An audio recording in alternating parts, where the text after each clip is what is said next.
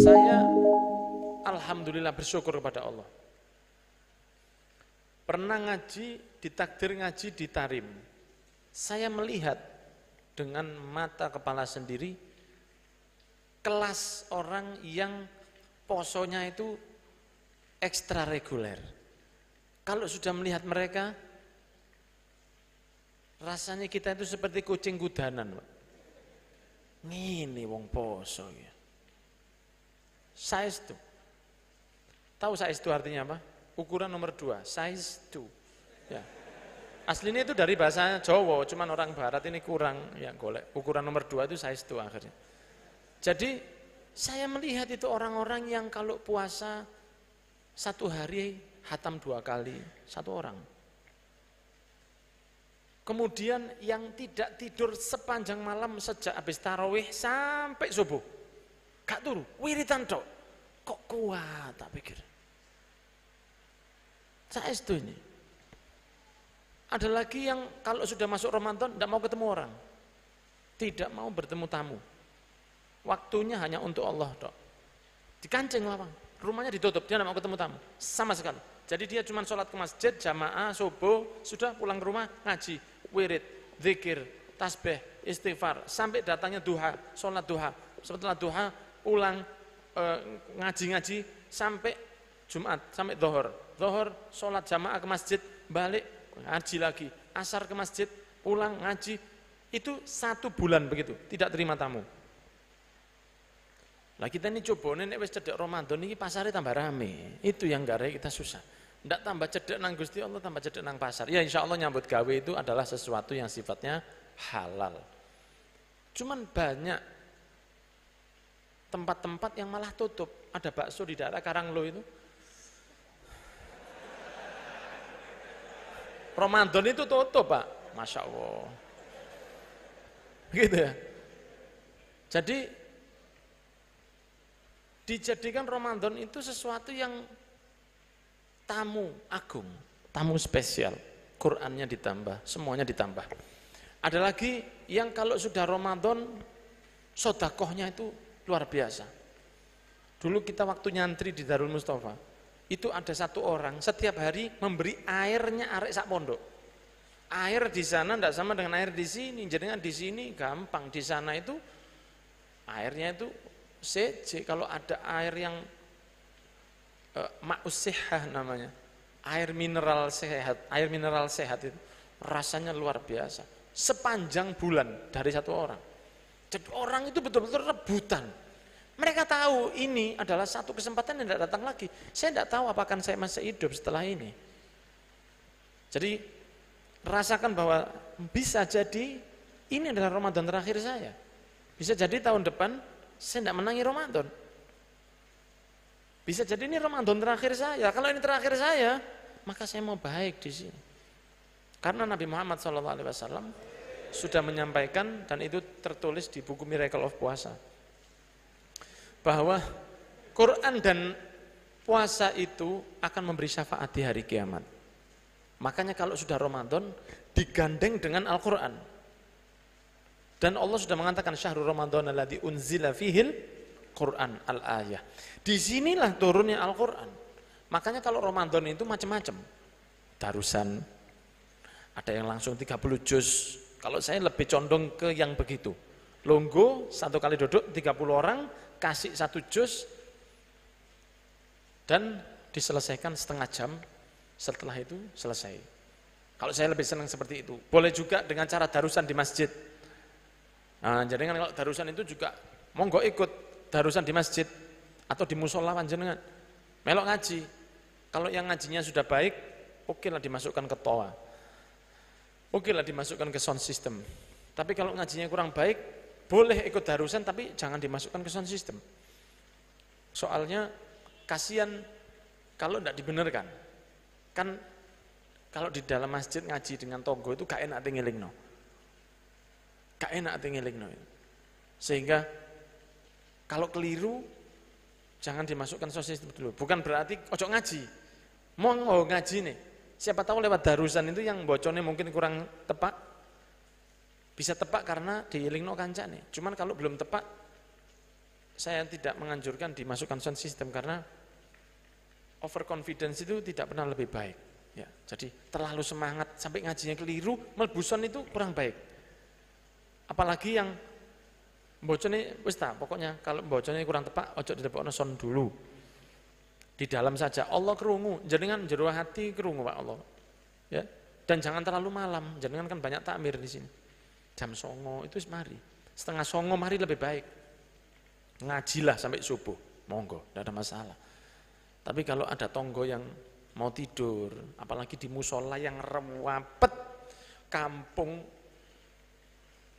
sekitarnya itu buan terlalu di dalam soundnya tidak dihidupkan, jadi soundnya ini dogur tok, krungu teko isor pelan, tapi masya Allah dari bumi ayu gini, bulu lawang kan krungu Pak. Tadi sing sebelah tonggo nih. Ati turu repot, omong-omongan ambek bojo. Dek sampean, apa Mas? Kena suarane Al-Qur'an tadi kelem bocone keliru. Nah, iki tambah eman. Sehingga mengaji Al-Qur'an itu baik, tapi juga ada totoane.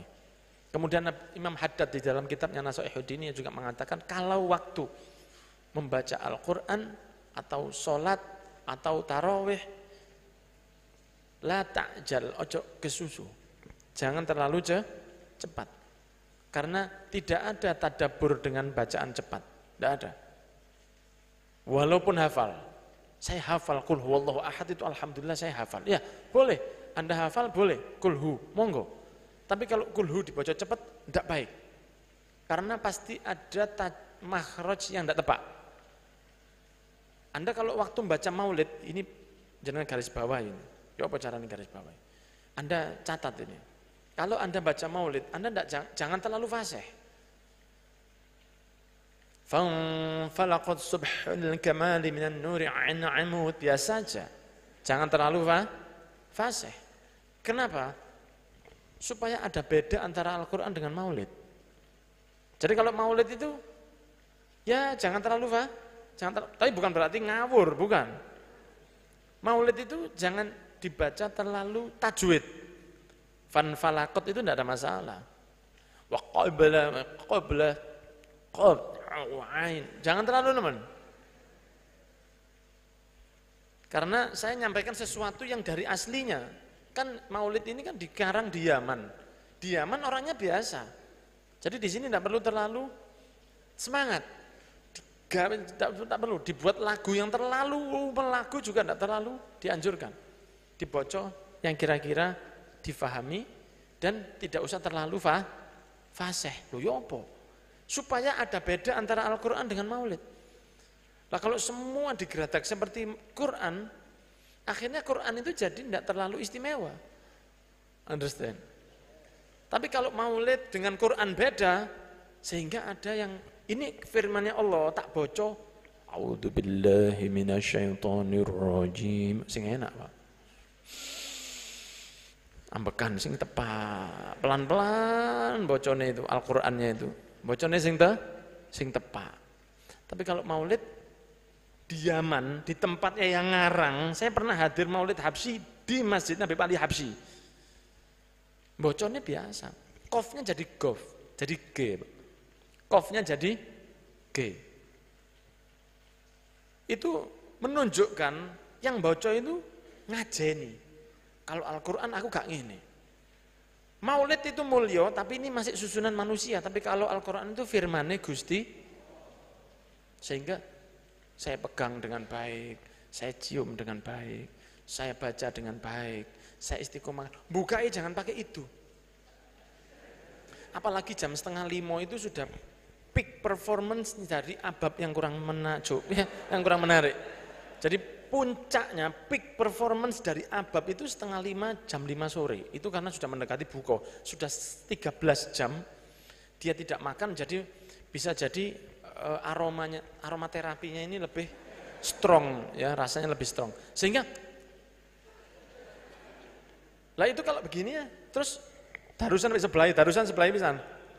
Wah, ini perlu PSBB ya akhir. Lah ya apa?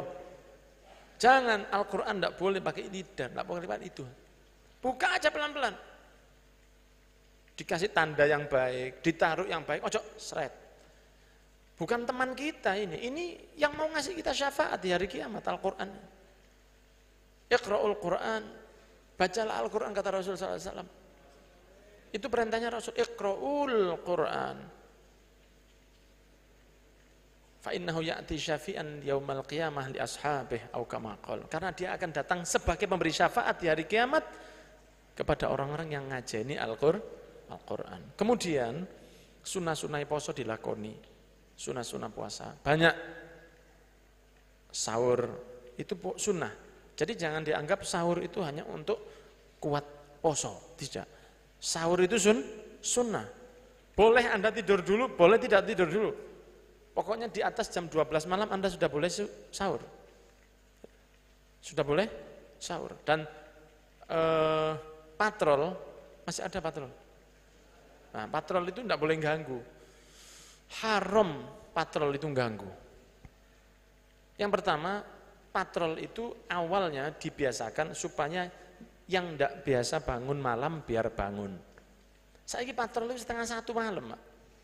Katik mercon. Iya, saya kepingin takon, bedil arek kayak ngono iku hukumannya pirang tahun ya? 1:30 malam, jam 1 malam pakai mercon. Keliling dia dua. Itu saya takutnya bakal dijauhkan dari rahmat dan hidayatnya Allah. Ganggu orang di bulan yang suci, ganggu tidurnya orang yang akan puasa. Jadi triple kill ini, Pak ya. Ini luar biasa. Ganggunya itu tidak nanggung-nanggung. Dia ganggu sore saja, merconan sore sudah haram. Karena pasti ganggu orang. Kecuali kalau dia merconannya di tengah alas. Mungkin dia ganggu beberapa hewan. Tapi kalau sudah merconan jam 1:30, jam 1 malam, dan saya tahu itu. Pernah tonggo saya itu mesu-mesu ngamuk-ngamuk. Gak usah kate patrol, aku wis duwe HP 3, alarmku luwe banter caranya. Patrol itu dari Yaman juga. Di Yaman ada patrol itu. Jam 3 malam. Setengah jam sebelum sahur, jam 3. Cuman satu seperti hadro begitu.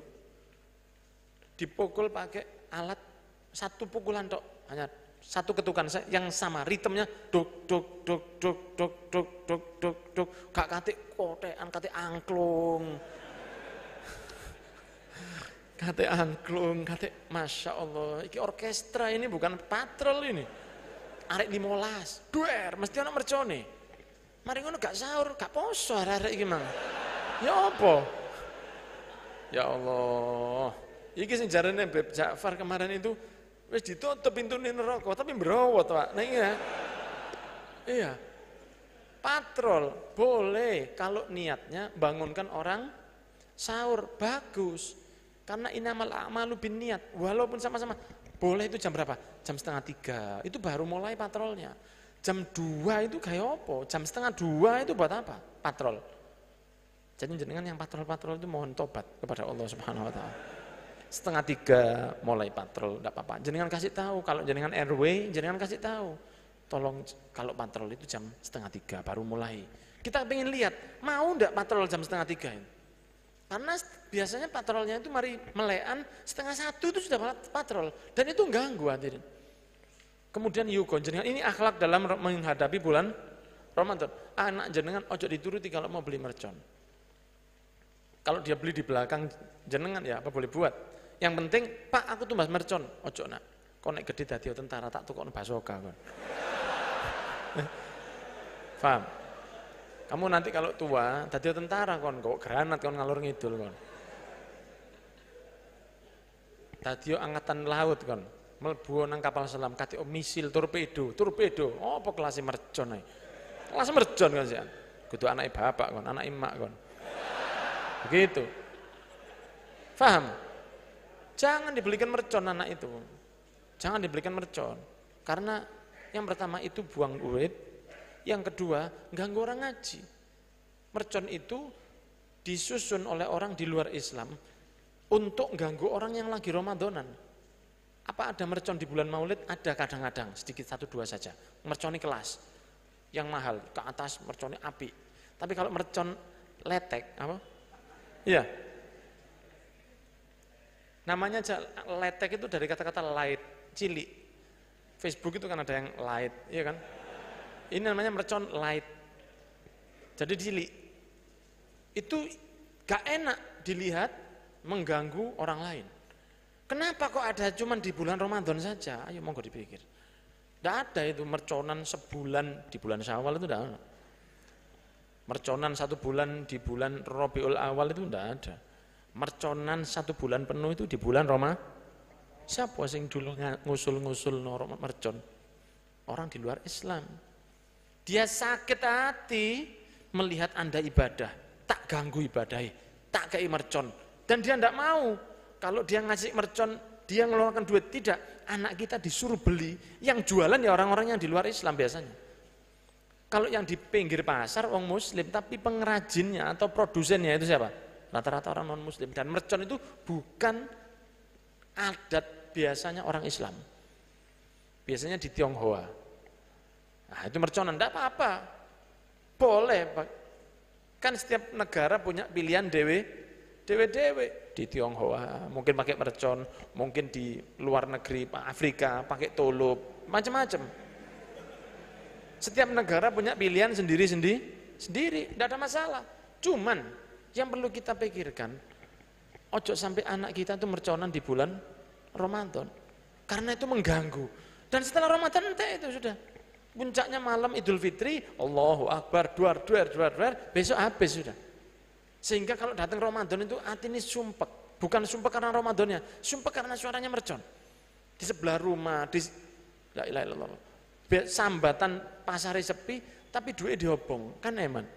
Nah, sehingga anak-anak jangan dibiasakan untuk merconan. Juga diantara akhlak ini yang saya sampaikan ini yang kejadian setiap hari Pak, yang setiap hari. Juga ukhti-ukhti itu yang biasanya ke masjid tarawih, saya sampaikan bahwa sholat di masjid itu boleh, tapi Rasul tidak nganjurkan. Ya, Rasul tidak nganjurkan. Bahasanya Rasulullah itu halus banget. Beliau mengatakan jangan dilarang perempuan sholat di masjid, tapi sholat di rumah mereka lebih baik.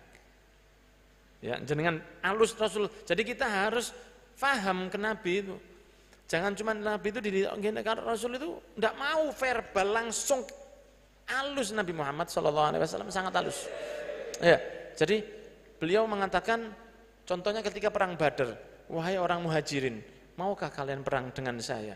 Orang muhajirin, mau ya Rasul. Beliau tidak enak, sungkan nanti ngomongin orang Ansor ini, Ansor Madinah. Sungkan Rasulullah. Tanya lagi ke orang muhajirin, mau sampean perang sama saya? Mau ya Rasul. Orang Ansor ini dituju sama Rasul.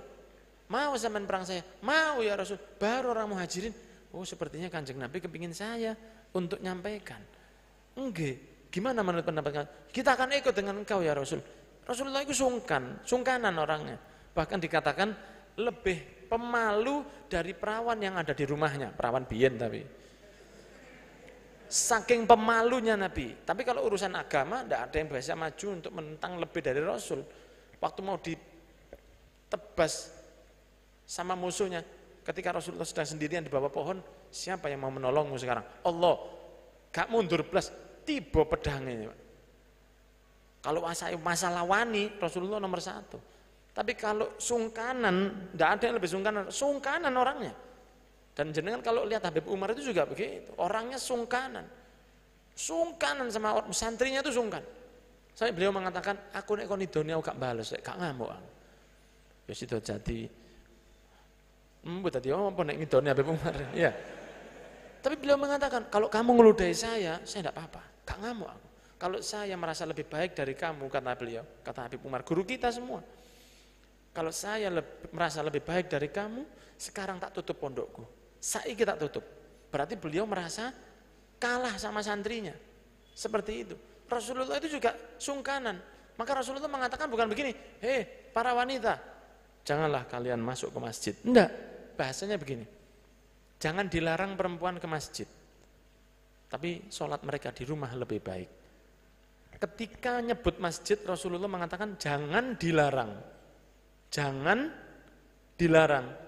Semuanya kata-katanya ini konotasinya negatif. Jangan, dilarang. Jangan bahasa Indonesia, bukan bahasa Jawa, karena bisa jauh konotasinya. Jangan itu negatif. Hei, jangan, bukan gak enak. Dilarang itu juga gak enak. Oh, kita dilarang maulidan di situ, kan gak enak. Konotasinya negatif. Kalau urusan masjid, Rasulullah mengatakan jangan dilarang perempuan ke masjid. Konotasinya dua-dua negatif. Jadi nek iso perempuan tidak usah ke masjid untuk sholat tarawih itu loh, sholat di masjid kata Rasul. Dan sholat mereka di rumah lebih baik.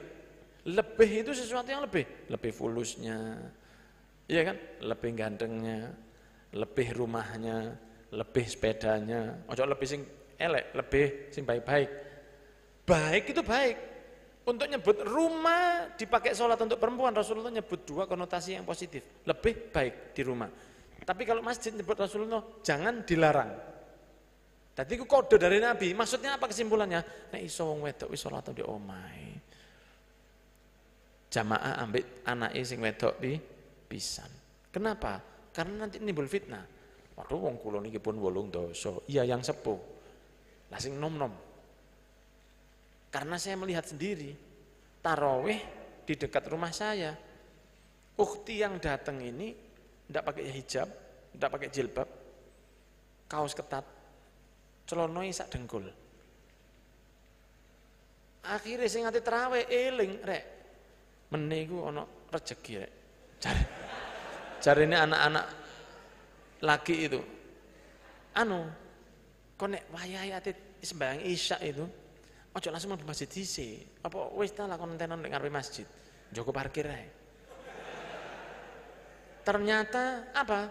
Ada ukhti yang liwat ndak pakai hijab, buka aurat, rokone digawa. Kayak sinetron gitu persis melaku ambek akhlakul karimah tadi auratnya buka.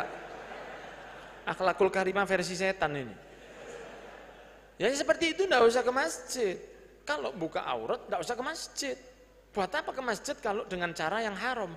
Nang masjid untuk perempuan saja sudah tidak dianjurkan Rasul, apalagi berangkatnya dengan cara yang haram. Jadi jangan lihat anak putri jenengan kalau memang dia istiqomah betul kepingin ke masjid, oke lah, kamu ke masjid tapi ojo paes. Nang masjid aja masya Allah, double itu tapi kayak barong saya pak. Jap. Ki ate terawih apa ate main nih. Ya, belum lagi wedak itu, masya Allah. Antara wedak ambil tangan ini bedanya luar biasa. Belum lagi lipstiknya, akhirnya gak situ nang masjid ini. Ini akhirnya tidak benar. Hati-hati itu. Understand? Iya, dijogo. Sunnah-sunnahnya dijaga, sahurnya. Walaupun seteguk air kata Rasul. Walaupun seteguk air. Kemudian nanti sholat duhanya ditambah. Bukonya diawali dengan kurma 3 atau 5 atau 7, kemudian tarawihnya dijaga, makannya jangan terlalu banyak, berat itu berat. Kita tuh kalau sudah mau buko itu kan seperti orang pegel pak, seperti orang pegel gitu. Kita sego itu kalau bisa ngomong dia ngomong aku salah apa? Salah apa aku ini jarine sego itu? Sehingga kita kadang-kadang itu lupa daratan mengambil segala macam sholatnya akhirnya berat. Jadi awali dengan kurma, makannya jangan terlalu banyak, tarawihnya jangan terlalu cepat, jangan terlalu lama. Kecuali kalau di satu komunitas yang memang sudah terbiasa seperti itu. Di masjid, beberapa masjid di Malang, juga di Lawang, ada masjid yang kita di sini diumumkan kalau perlu buat tulisan yang besar. Ya, kami sholat menghatamkan 30 juz dalam 1 bulan. Tulisan, tidak ada masalah. Sehingga makmumnya mau masuk itu tahu, oh aku gitu kelasku ini.